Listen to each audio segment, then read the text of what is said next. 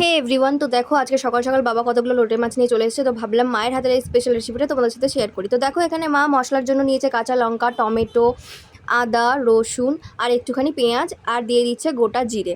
তো মশলাটা করে সাইড করে দিল। এবার এখানে দেখো মাছটা ধুয়ে রেখেছিলো, সেটাতে এখন নুন দিচ্ছে, পরিমাণ মতো নুন, হলুদ। আর যেহেতু কাঁচা লঙ্কা তরকারি, তাই কালার হওয়ার জন্য একটু কাশ্মীরি লঙ্কার গুঁড়ো ব্যবহার করে থাকি আমরা রান্নায়।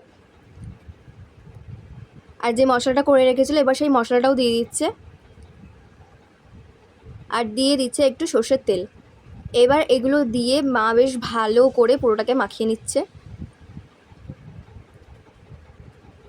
ভালো করে মাখিয়ে এবার এটাকে সাইড করে আমরা কড়াই বসিয়ে দিলাম, দিয়ে তেলটা গরম হতে দিলাম। তেলটা গরম হয়ে গেলে এর মধ্যে পেঁয়াজ দিয়ে পেঁয়াজটাকে ভেজে নেবো লাল লাল করে।